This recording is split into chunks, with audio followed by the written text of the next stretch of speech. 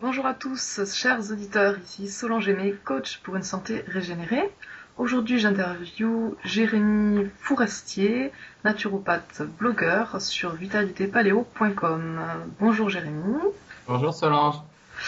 Donc, c'est la deuxième fois qu'on va refaire cette interview, on l'avait déjà fait, mais l'enregistrement n'avait pas marché. Donc, interview au sujet de ton cheminement alimentaire et de la santé liée à l'alimentation et autres également. Voilà. Donc, pour commencer, peux-tu nous dire dans ton enfance quelle santé, quelle alimentation tu avais? Eh bien, bon, j'avais une alimentation classique, on va dire. Mes parents n'étaient ni végétariens ni autres. On mangeait de tout. Cela dit, ma mère et ma grand-mère faisaient du jardin et donc on avait des légumes poussés par nos soins. Et puis, elles étaient aussi cuisinières, donc on n'avait pas de plats pré-préparés ou de choses comme ça. C'était quand même une cuisine saine. Et je pense que c'est ce qui fait, entre autres, que j'ai jamais été trop malade pendant mon enfance, à part un rhume par-ci par-là, ou voilà. Jusqu'à ce que j'atteigne l'adolescence, et là, j'ai commencé à être très fatigué, à avoir de la déprime, et puis quelques années après, j'ai déclaré mon électrosensibilité. Je pense suite à mes nombreuses vaccinations, puisque j'ai été vacciné contre toutes les maladies recommandées, j'ai eu tous les vaccins recommandés, et au-delà, puisque j'ai beaucoup voyagé dans des pays étrangers, et donc là encore, tous les vaccins recommandés, je les ai eus, j'ai eu les rappels, etc., etc. Voilà. D'accord. Donc, l'alimentation, tu dis traditionnelle, donc c'est-à-dire que tu mangeais donc une part de viande, féculents, produits laitiers, du pain, Voilà, tout ça. céréales. Oui, bon, après, instinctivement, j'aimais pas le lait, donc je mangeais des yaourts et des fromages, mais je buvais pas de lait. Et également, j'ai jamais eu l'habitude de manger du pain pendant les repas. Donc le matin ou à 4 heures, je me faisais parfois des tartines, mais je j'ai jamais mangé énormément de pain non plus, quoi. Donc au niveau gluten, produits laitiers, qui sont les deux classes d'aliments très décriées aujourd'hui, j'ai jamais été un gros consommateur non plus. Enfin, le gluten si, bien sûr, avec les pâtes, les crêpes, les gâteaux, etc. Hmm. D'accord. Et donc, à partir de quel moment tu as commencé à faire un cheminement sur ta santé, sur l'alimentation? Eh bien, quand j'ai commencé à vivre tout seul, j'ai instinctivement, par philosophie, j'ai commencé à acheter bio et puis je me suis posé aussi beaucoup de questions sur ma santé, étant donné que c'est la période où j'ai déclaré mon électrosensibilité, enfin juste après. Et donc j'ai commencé à faire des recherches et c'est là que j'ai découvert que peut-être voilà le gluten c'était pas bon pour la santé et que dans les produits laitiers ben, il y avait le lactose, il y avait la caséine, que c'était des composés auxquels beaucoup d'entre nous étaient intolérants. Et donc voilà, je me suis intéressé à ça et j'ai commencé à faire mes expériences, à essayer de supprimer ces produits pour voir comment je me portais. Et en fait, le premier résultat que j'ai eu, c'était en fait à ce moment-là, je faisais des thyroïdites tous les ans à la fin de l'hiver, des inflammations de la thyroïde, donc qui me duraient pendant bien 2 semaines. Et suite à cette expérimentation de supprimer gluten et produits laitiers, eh bien, je n'ai plus fait ces thyroïdites du tout et je n'en ai plus jamais refait. Donc, l'expérience de ce point de vue-là a été très concluante. D'accord. Est-ce que tu as eu d'autres améliorations? Bah, au début, pas trop. J'étais peut-être un peu moins fatigué, mais aussi j'avais un rythme de vie qui a changé, donc on peut pas non plus, je peux pas non plus rapporter ça exclusivement à l'alimentation. Et par contre, pas de changement à ce moment-là sur l'électrosensibilité, la fatigue, un petit peu la déprime peut-être, mais voilà, c'était pas autant que j'espérais, donc j'ai continué mes expérimentations. D'accord. Tu me disais que tu avais quand même eu quelques petites améliorations au niveau de maux de ventre que tu pouvais avoir, de l'acné, Ah des oui, pilules, et voilà. des petites Ouais, choses. J'y pense pas forcément à le dire ou quoi parce que par rapport aux autres problèmes que j'avais, c'était vraiment mineur Ouais. et donc bien sûr, voilà, j'ai été content d'avoir une digestion bien plus facile, mais bon, devant mon problème d'électrosensibilité, vraiment c'était rien, donc voilà, je me focalisais là-dessus. Mm.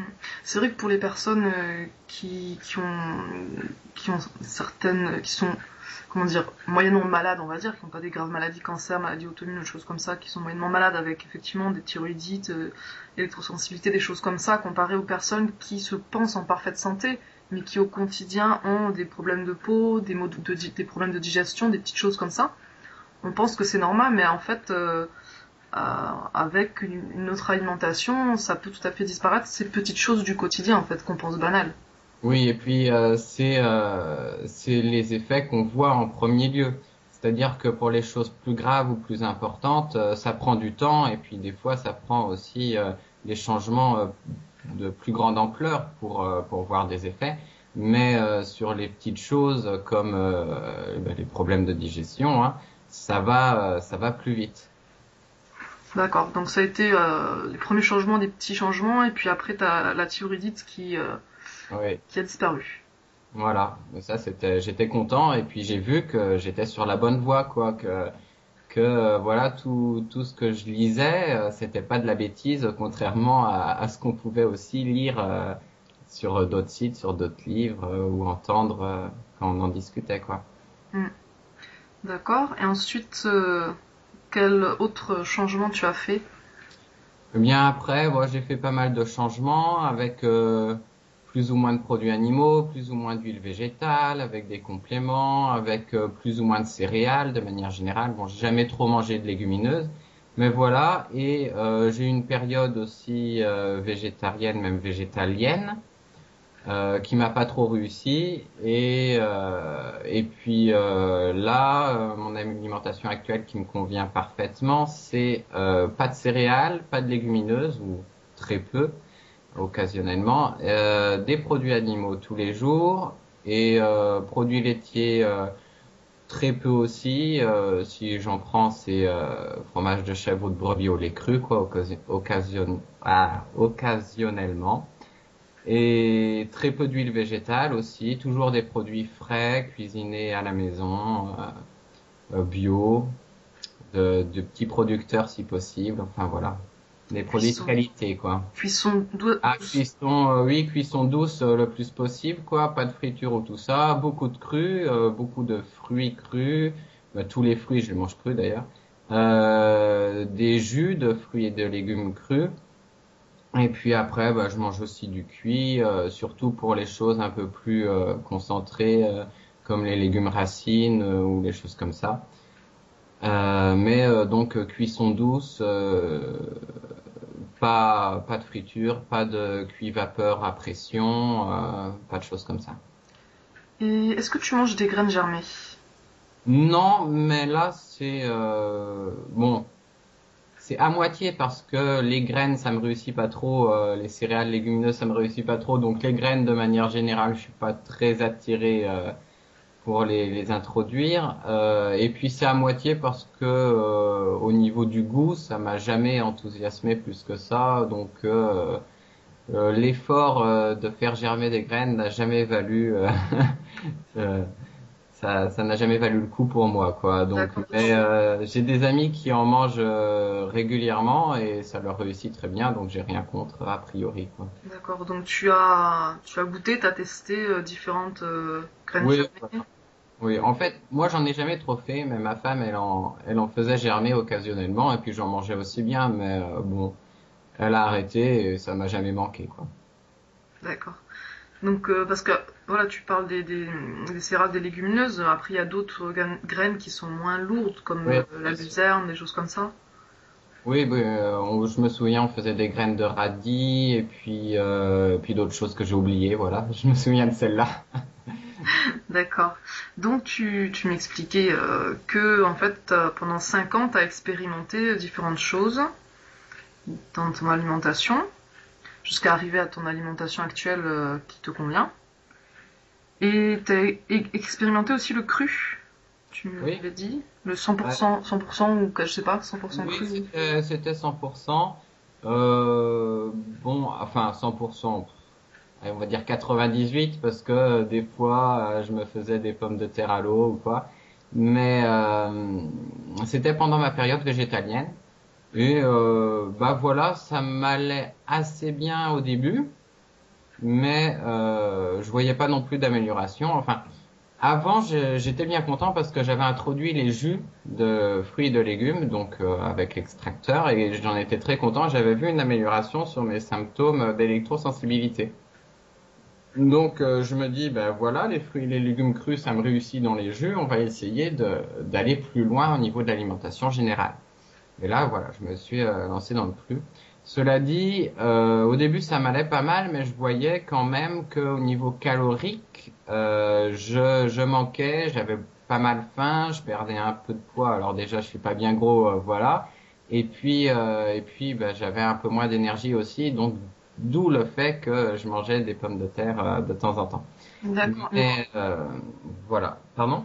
du coup, enfin, c'est-à-dire, quand tu dis que tu manquais de calories, t'arrivais pas à manger suffisamment. Enfin, est-ce que t'as essayé de manger plus pour avoir ta ration Oui, calorique? mais en fait, enfin pour moi et pour d'autres aussi, c'est que je mangeais cru, mais forcément quand c'est cru, ça prend plus de volume.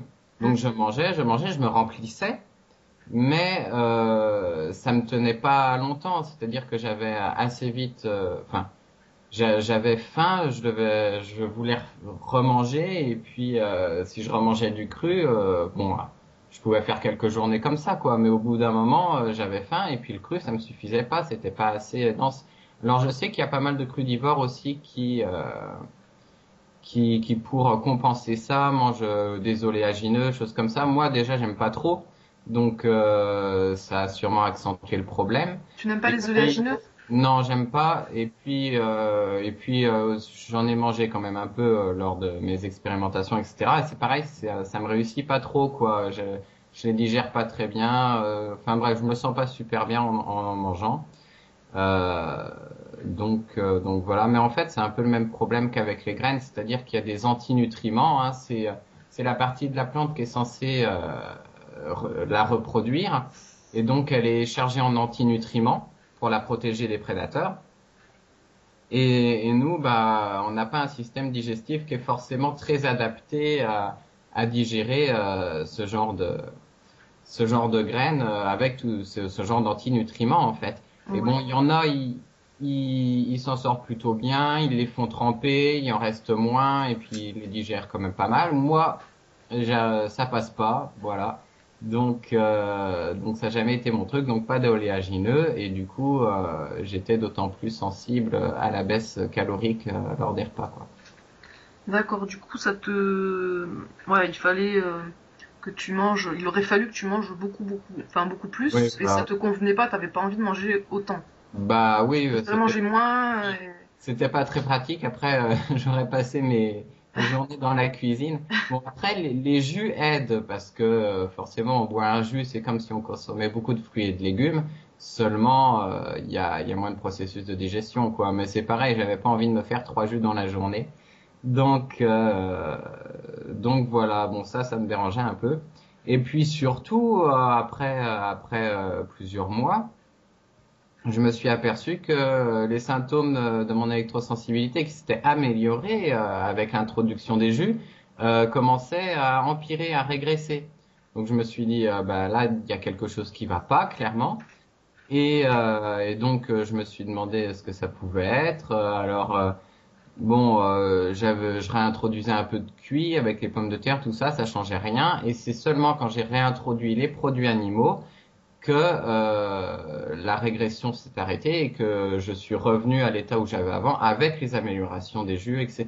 Donc, il s'est avéré que j'avais besoin à la fois d'un apport important en fruits et légumes crus via les jus et puis l'alimentation, et aussi de produits animaux.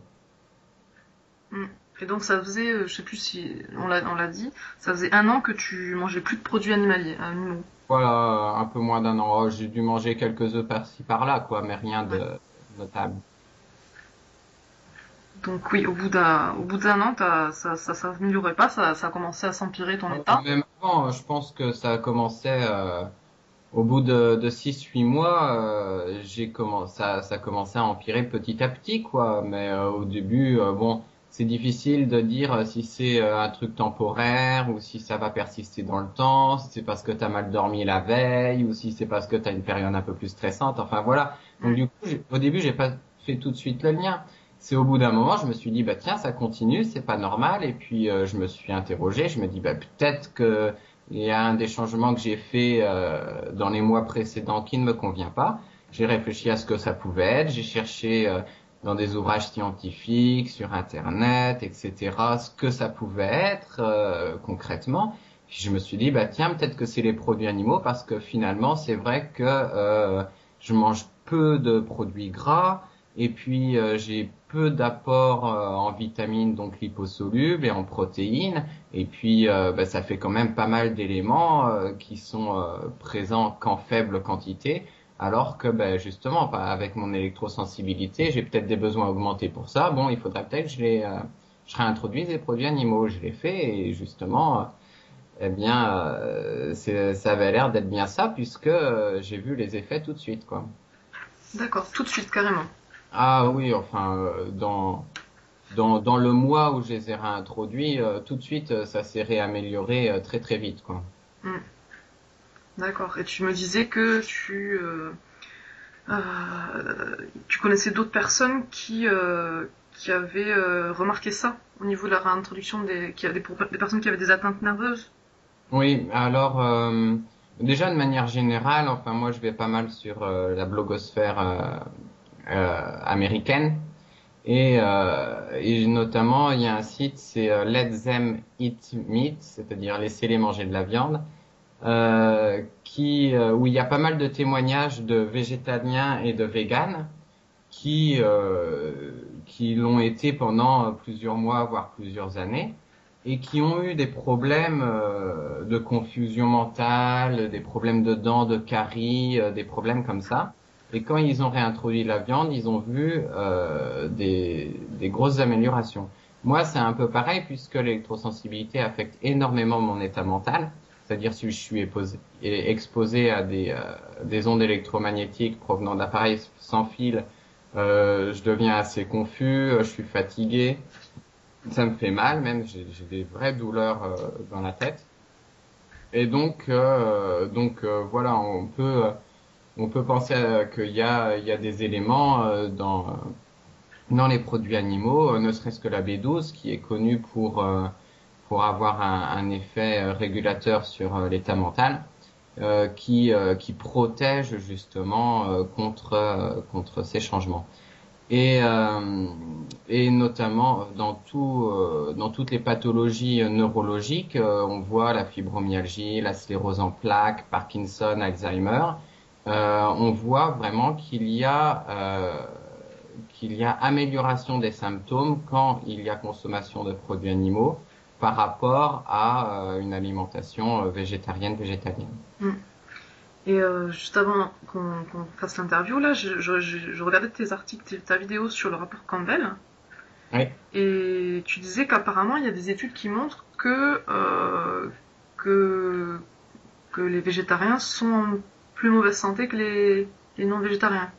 Et en fait, oui, ce qui est embêtant avec ces études, c'est que de manière générale, les végétariens, c'est ceux qui font attention à leur santé, Ouais, et les non-végétariens, c'est ceux qui vont fumer, boire, aller au McDo. ouais. Donc forcément, tu as la grande majorité des études qui ne peuvent pas ou très difficilement dire on va prendre des non-végétariens qui sont aussi très conscients de leur santé et finalement on obtient que les végétariens sont en meilleure Ah santé, ce voilà, qui, oui. ce qui est généralement vrai. Mm. Cela dit, il y a quelques études qui ont essayé de contourner ce biais pour voir quels seraient les vrais résultats avec des personnes qui sont autant conscientes de leur santé, que ça soit végétarien ou non, et qui ont été chercher des populations en Asie qui sont végétariennes pour des raisons religieuses, Mhm. c'est-à-dire qui le font pas dans un souci pour leur santé, mais qui sont vraiment purement dans des raisons religieuses. Et ce qui est bien entre parenthèses dans ces pays pour la recherche en tout cas, c'est que il y a différentes religions. Donc dans un même village, on peut trouver la moitié de la population qui est végétarienne pour des raisons religieuses et l'autre moitié de la population qui mange exactement la même chose, mais avec juste des produits animaux en plus, et parce qu'ils n'ont pas la même religion et que ça les dérange pas, mais qui par ailleurs ont le même comportement social, même comportement sportif, exactement pareil, sauf voilà, juste ce point-là pour cause de religion. Et donc il y a eu 2 ou 3 études seulement qui ont été faites. C'est dommage, ça aurait été bien plus. Mais celles-là ont conclu que, ben, en moyenne, ceux qui mangeaient des produits animaux étaient en meilleure santé. Effectivement. Donc voilà. Après, ça reste de l'étude épidémiologique, donc on peut pas en tirer des conclusions fermes. Mais par rapport à d'autres recherches que j'ai fait, les produits animaux apportent vraiment des nutriments qui sont importants pour notre santé. Donc ça me semble logique. On va se faire démonter par toute la communauté crudie végétalienne, végane, francophone. Oui, mais après, on peut mettre des parenthèses à ça, c'est-à-dire qu'on n'a pas tous les mêmes besoins. Il y a des personnes qui vont vraiment avoir besoin de produits animaux, en particulier celles avec des pathologies neurologiques, comme je disais. Mais il y en a d'autres qui sont en bonne santé et qui ont une génétique qui fait qu'ils ont besoin de peu de produits animaux et qui vont très bien se comporter avec un régime végétalien. Voilà, ça dépend quand même vraiment de la personne. On ne peut pas faire de généralité pour ça. Tout à fait. D'ailleurs, tu me parlais du livre qui est pas en français, en anglais, Chemical Individuality, c'est ça? Ouais, Biochemical Individuality de Roger Williams. C'est un scientifique qui a étudié voilà les variations biochimiques entre les individus et il a écrit un livre vraiment fantastique montrant tout ça. Et il s'avère que on a des besoins très très différents suivant notre génétique. On a des possibilités aussi très différentes selon notre génétique. Rien que les organes, on peut avoir des organes à des positions très différentes selon les individus. Il y en a qui ont le cœur à droite, d'autres le cœur à gauche. Pareil pour le foie. On a des taux sanguins de vitamines ou d'autres hormones, etc. Très différents. Ça peut être différent de 10 à 100 fois, quoi. Et pareil pour les besoins. Donc on peut avoir un besoin de protéines 5 fois plus élevé que quelqu'un d'autre juste par le fait de notre génétique. Et ça, c'est un peu ignoré et souvent on entend, voilà, on a tous les mêmes besoins, on a besoin de tous du même régime, mais en fait, c'est pas du tout le cas. Et ben voilà, il faut s'adapter à nos véritables besoins. Alors, d'un côté, c'est bien parce que, enfin, d'un point de vue végétarien, on va dire, c'est bien parce qu'il y en a qui vont être capables d'avoir un régime végétarien et d'être en bonne santé, en tout cas relativement en bonne santé. Et il y en a d'autres, par contre, eh bien, ça va vraiment pas leur réussir, et puis ils vont voir des effets négatifs s'ils restent trop longtemps sur un régime végétarien. Est-ce que tu connais, toi qui fais, je vois que tu fais beaucoup de recherches, tu cherches les études scientifiques qui ont été faites par-ci par-là sur différentes choses. Est-ce qu'il y a des études qui ont été faites sur la quantité de consommation de viande, pas les études non viande ou viande, mais qui ont étudié en fonction de la quantité de viande qui est mangée, et est-ce qu'il y a des études qui ont été faites avec de la consommation de viande crue? Je ne suis pas sûr de comprendre la question. Parce qu'en fait, les études concernant la consommation Oui, de viande de produits animaux c'est qu'on toujours trouve. cuit et oui, ils font pas de différenciation avec la viande crue. Non, j'ai pas connaissance d'études Ouais. à différence quoi. Et après, il y a aussi la quantité de viande qu'on mange, parce qu'il y en a qui en mangent peu, et il y en a qui en mangent beaucoup. Donc c'est vrai que Oui. ça serait bien d'avoir des études qui sont sur la quantité de viande consommée aussi. Alors alors par rapport à la santé ou par rapport aux besoins? Bah après, par rapport à ce qu'on vient de dire, c'est sûr qu'apparemment ça dépend des personnes. Oui. Mais j'imagine qu'on doit pouvoir avoir peut-être un tableau général, une moyenne, à savoir à partir de quelle quantité de viande, en moyenne, ça peut être, on voit qu'il y a des effets plus nocifs sur la santé, et puis à partir de quelle moyenne il y a des effets bénéfiques sur la santé. Après, sachant qu'en fonction des personnes, ça peut varier énormément. Alors, il y a plusieurs choses. Disons que ce genre d'études sur les humains, c'est difficile parce qu'il faudrait que les scientifiques préparent les repas des personnes qu'ils testent de manière, enfin tous les jours, les trois repas, si on compte Mm, trois repas, et pendant une durée significative, c'est-à-dire plusieurs années. mm, Et ça, logistiquement, c'est pas très possible. ouais. Donc, donc ça se fait pas. En revanche, ça se fait sur des animaux. Mais bon, les études sont, enfin, il y a beaucoup d'interprétations, disons, et souvent ça se fait aussi. Ben, c'est ce que Campbell a fait, mais c'est d'abord, on choisit souvent pour que ça coûte pas trop cher. On va faire menu type A, menu type B, et puis il y en a, enfin c'est rarement avec des produits frais ou quoi, c'est souvent avec des produits industriels.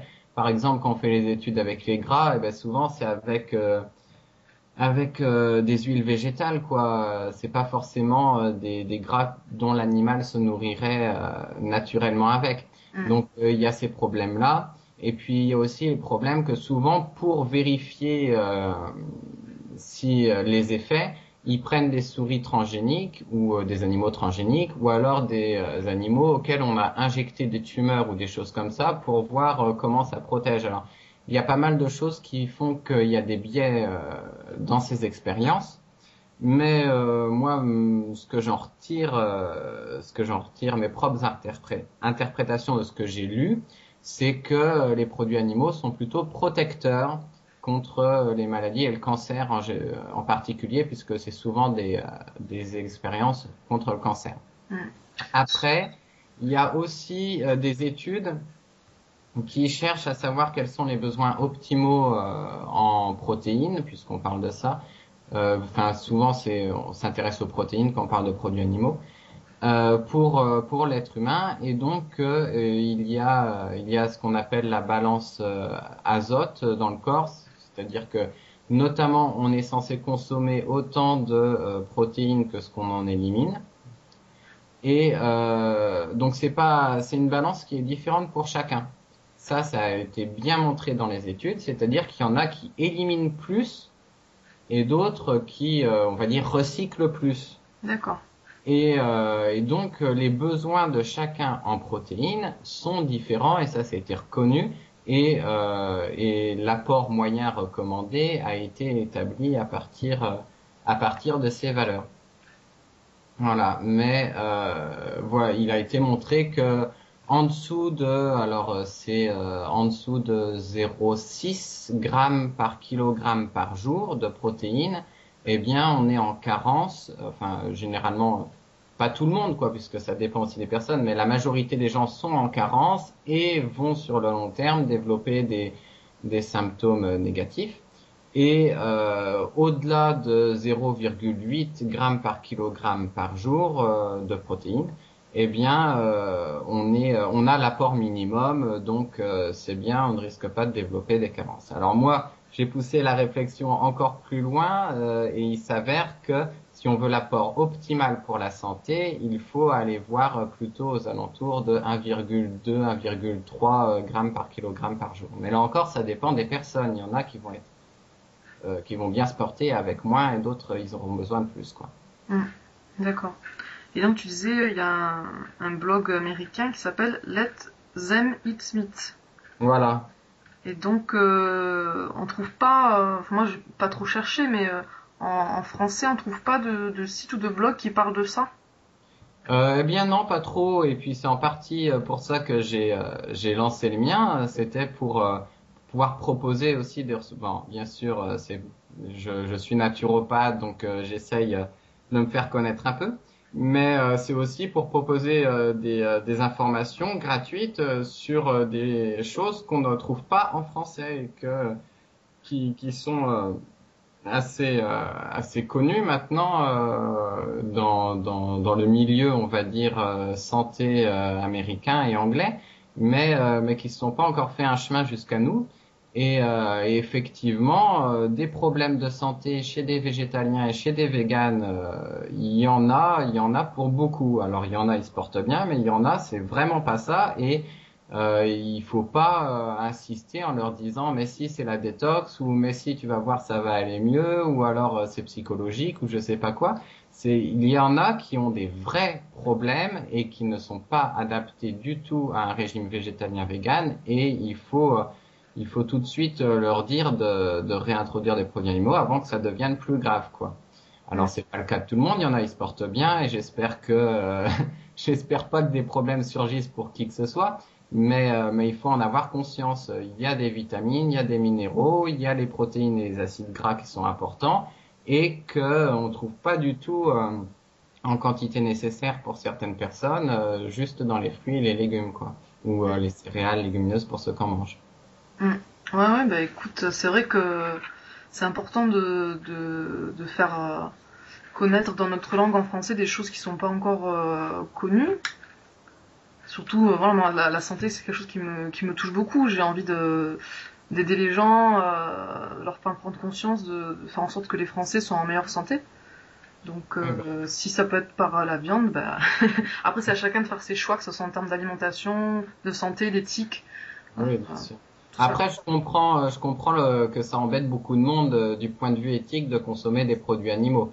D'ailleurs, je suis ouvertement révolté contre l'élevage en batterie et puis tout ce qui va autour, tout ce qui est élevage industriel de manière générale. Je trouve ça à la fois révoltant et puis à la fois ça fait des produits animaux qui sont euh, de très mauvaise qualité et Ouais. pas à consommer. Clairement, quand je dis consommer des produits animaux, c'est des produits animaux de qualité, de bio, de petit élevage, qui ont mangé la nourriture qui est adaptée. Enfin voilà, on fait manger des grains à la volaille et puis de l'herbe au bétail et puis on va pas leur faire manger des tourteaux de soja, quoi. Enfin voilà, ça, bien sûr, là, c'est pas une voie à prendre et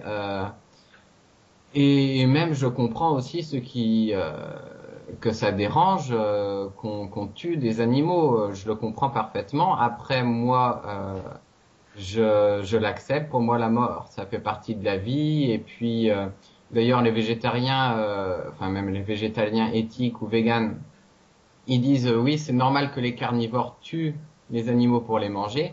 Bon, alors voilà, moi je m'estime pas carnivore, mais je pense vraiment qu'on est une espèce omnivore et que donc il est logique que dans une certaine mesure on mange des produits animaux, pas forcément énormément, mais en tout cas si on en a besoin pour notre bonne santé, je trouve ça absurde de les supprimer sous prétexte qu'on serait pas une espèce carnivore ou omnivore puisque pour moi, on l'est clairement. Alors, on va dire oui, mais voilà, on n'a pas de griffes pareilles, on n'a pas de crocs pareils, etc. On n'a pas le système digestif pareil. Oui, mais bon, il y a des animaux omnivores qui sont vraiment, enfin, qui nous ressemblent et qui mangent bien des produits animaux. Il y a qu'à voir le sanglier, qui est pas un carnivore, ça c'est sûr mais dont la plus grosse partie de son régime alimentaire, c'est des vers de terre, c'est des petits hérissons, c'est des petites choses, des produits animaux qu'il attrape quand même. Donc voilà, je pense que le point éthique est à considérer et je le comprends, mais personnellement, je pense, enfin, ça ne m'empêche pas d'en manger des produits animaux. Voilà. Qu'est-ce que tu manges comme produits animaux? Comme viande? Eh bien, bon, je mange des œufs, je mange du poisson quand j'arrive à en trouver du de qualité, mais c'est pas souvent. Je suis pas près de la mer en plus, donc voilà.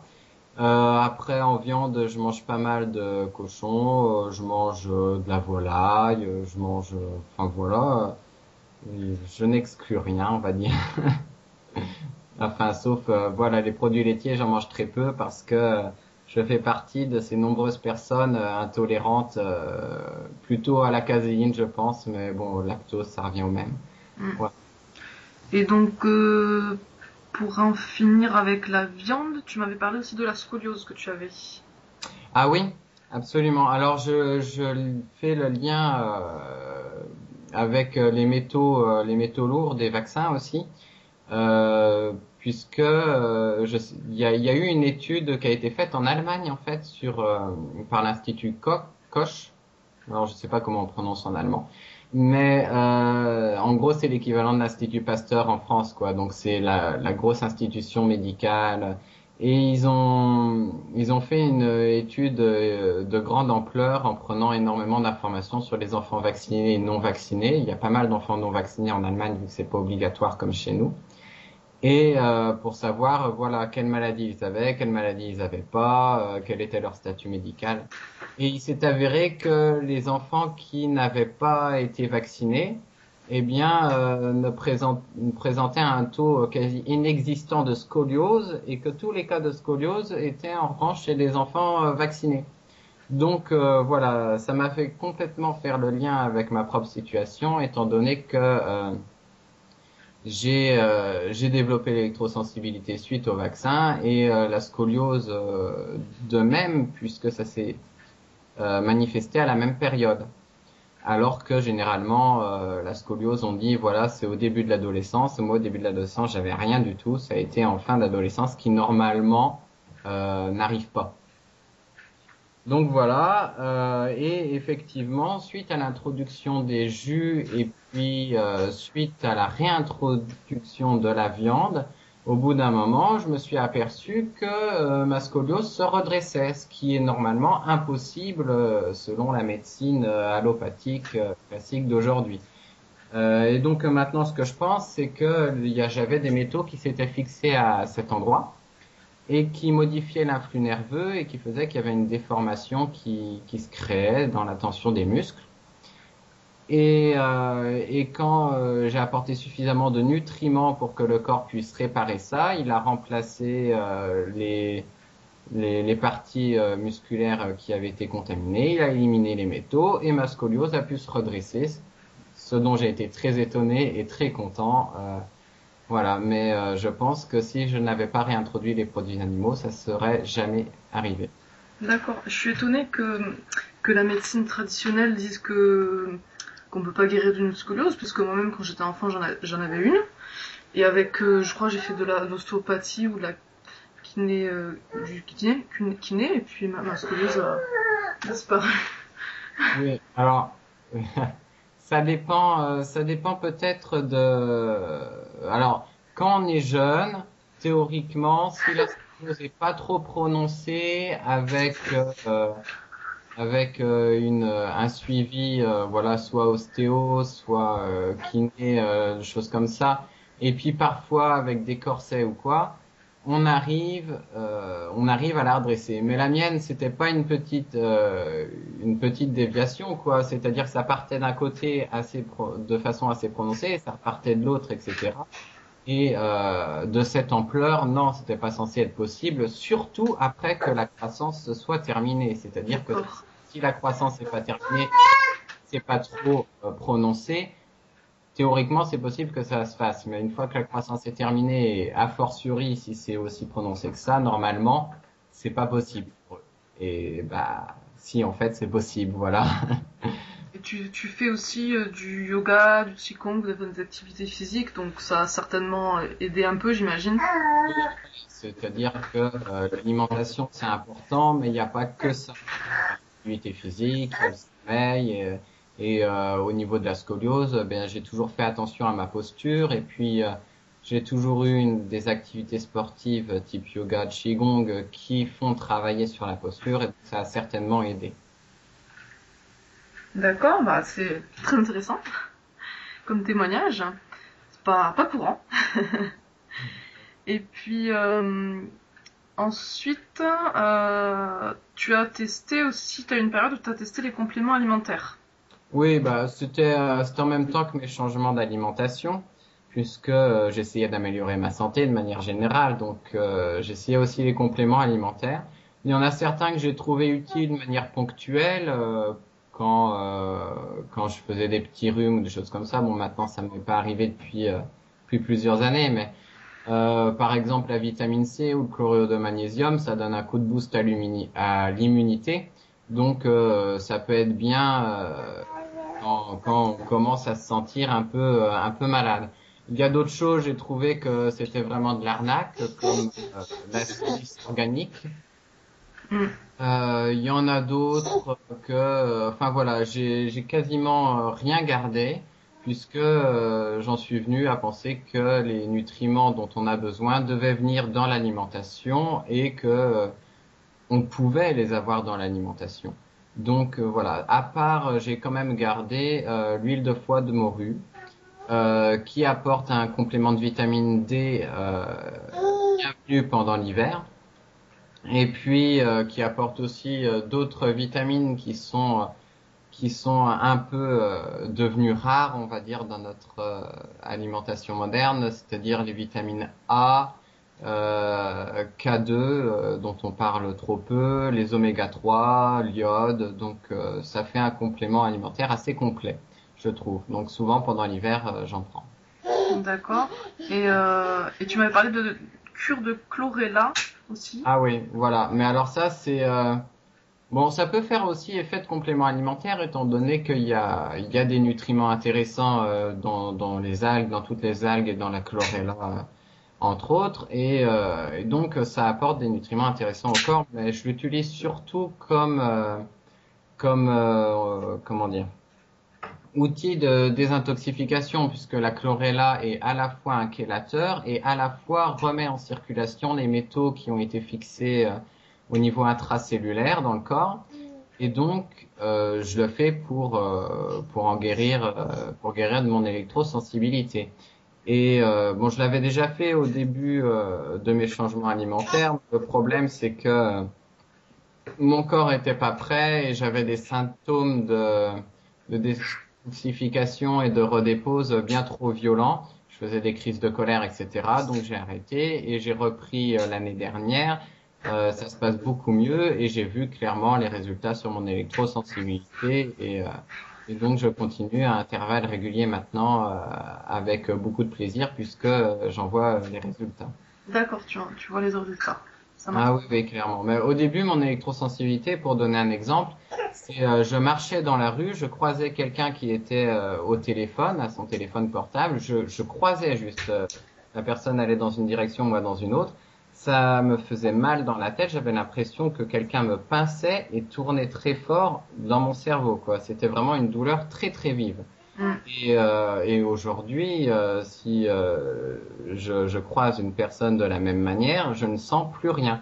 Il faut vraiment D'accord. il me faut un contact prolongé pour commencer à en sentir les effets, confusion, et douleur, voilà. Mais ça me fait pas effet aussi vite, donc ça facilite grandement ma vie sociale, on va dire. Bah, c'est super alors. Oui, oui. Et puis ce qui est bien, c'est que maintenant j'ai les solutions, donc il suffit de persister et puis après, ça ne va aller qu'en s'améliorant. Mm. Est-ce que tu as testé le régime par rapport au groupe sanguin? Non, je n'ai pas testé parce que je trouve ça ridicule. C'est-à-dire que j'ai regardé le livre et j'ai regardé un peu ce qui est censément scientifique autour et en fait, ça ne repose sur rien.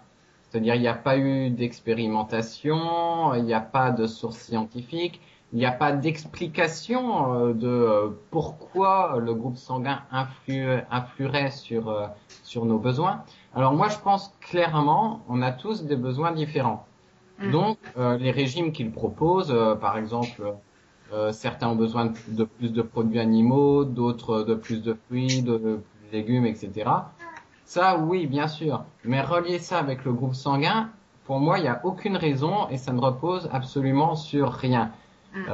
Il y a des différences génétiques qui vont faire qu'on a des besoins différents et qui vont faire qu'on va avoir des besoins différents, mais le groupe sanguin n'a jamais été lié à ces différences-là, à ma connaissance en tout cas. Voilà. D'accord.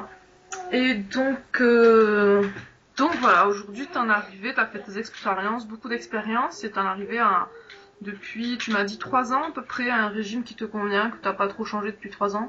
Ouais, un peu moins de 3 ans. Oui. Voilà. D'accord. Est-ce que tu restes toujours dans l'ouverture de te dire que tu pourras changer ton alimentation dans l'avenir? Ah oui, bien sûr. Et puis j'expérimente toujours, même si c'est comment dire, des plus petits changements, quoi. Et puis de toute façon, je vois des gens, je mange chez eux, donc j'essaye ce qu'ils mangent, je vois si ça me réussit ou pas. Généralement, ça me réussit pas puisque c'est souvent des gens qui n'ont pas supprimé les céréales ou quoi. Mais voilà, je suis toujours ouvert. Et cela dit, voilà, je sais que ce régime-là, il me convient et je vois des progrès très régulièrement sur mon état de santé, mon état de fatigue, sur mon électrosensibilité. Donc, tant que j'ai pas quelque chose de mieux, je vais pas changer. Après, voilà, je sais pas si c'est introduire plus d'aliments concentrés en vitamines et nutriments, si je peux. Mais non, là, je vois pas de changement que j'aimerais tester bientôt, quoi. Je suis vraiment satisfait avec. Ouais. Tu m'as pas dit si tu consommais des algues. Bah, il y a la chlorella, forcément. Sinon, si je consomme un peu des algues, mais c'est en condiment, quoi. J'en mets un peu sur mes salades ou des fois sur sur des légumes quand je mange, voilà. Mais on mange pas en grande quantité, quoi, en condiment. D'accord. Donc, pour finir, si tu avais quelque chose, un ou deux conseils pour les personnes qui nous écoutent, qu'est-ce que tu aurais à dire? Ça dépend des personnes, forcément. Mon premier principe, on va dire que j'ai fait un article sur ça sur mon site. Donc, le premier principe, c'est d'éviter tout ce qui est nourriture pré-préparée, industrielle, raffinée, etc. Et de manger des produits bio, des produits frais, cuisinés par nous-mêmes. Et voilà. Donc, avant de penser à supprimer des aliments, il faut vraiment réfléchir à la notion de qualité des aliments et c'est absolument primordial. Donc, pas de produits chimiques, pas de produits industriels ou raffinés, vraiment que des produits que nos grands-mères auraient pu manger, quoi, pour reprendre une expression qu'on entend des fois. Hmm. Voilà. Après, bien sûr, il y a les céréales avec le gluten, il y a les produits laitiers avec la lactose et caséine qui peuvent effectivement poser problème. Mais après, c'est à chacun de voir et de faire ses expérimentations, quoi. Mais le problème de la qualité, il concerne tout le monde et c'est le premier à traiter, on va dire. Hmm. Dans notre précédent enregistrement qu'on n'a pas bien enregistré là, tu me parlais des étiquettes, de pas s'enfermer dans une étiquette. Ah oui, bien sûr. Oui, moi, j'aime pas trop les étiquettes. Et puis j'ai même tendance à aller contre elles, c'est-à-dire je suis inscrit sur des groupes de crudivores végétaliens, je suis inscrit sur des groupes paléo, et dans les deux cas, à chaque fois, j'essaye de mettre de l'eau dans le vin de tout le monde, on va dire, et d'apporter euh, et d'apporter des éléments factuels pour contrebalancer un peu les gens qui s'enferment dans leur étiquette, quoi. Enfin, les étiquettes, ça sert à rien, ça fait que nous limiter, surtout quand on sait que tout le monde n'a pas les mêmes besoins. Alors dire, voilà, telle alimentation, c'est la meilleure, ben, c'est peut-être la meilleure pour un individu, mais sûrement pas pour tout le monde. Et puis, on n'a pas les mêmes besoins tout au long de la vie non plus. C'est-à-dire, si on développe une pathologie, on va souvent avoir des besoins en nutriments, en certains nutriments augmentés. De même, je me souviens, lors de la première interview, tu me disais que quand tu étais tombée enceinte, tu avais eu des envies de viande très fortes. Ouais. Et donc, ben voilà, à un moment de vie, on a d'autres envies. D'ailleurs, c'est bien connu que les femmes enceintes ont des envies particulières pour certains aliments. Donc, il faut pas s'enfermer si on a envie de produits animaux ou au contraire qu'on n'en a pas du tout envie. de dire ah ben il faut que j'en mange ou il faut pas que j'en mange. Il faut aussi être à l'écoute de son corps. C'est comme les enfants. Moi, je vois mes enfants vers l'âge de 2 ans, tous les deux, ils ont eu des grosses envies de produits animaux, de viande, et ils m'en demandaient à tous les repas, et ils mangeaient quasi que ça, et en grande quantité. Et puis, arrivé vers 3 ans, bien, ils ont commencé à en manger presque plus. Et voilà, et ils se concentraient sur d'autres choses, mais si je leur en cuisinais, ça les intéressait pas, ils laissaient dans leur assiette, quoi. Mm. Donc il faut vraiment pas se focaliser sur une alimentation stricte pour tout le monde, pour toute la vie. Je pense qu'il faut être ouvert au changement et s'adapter aux circonstances. Mm. D'accord, mais je te remercie pour cet échange très intéressant.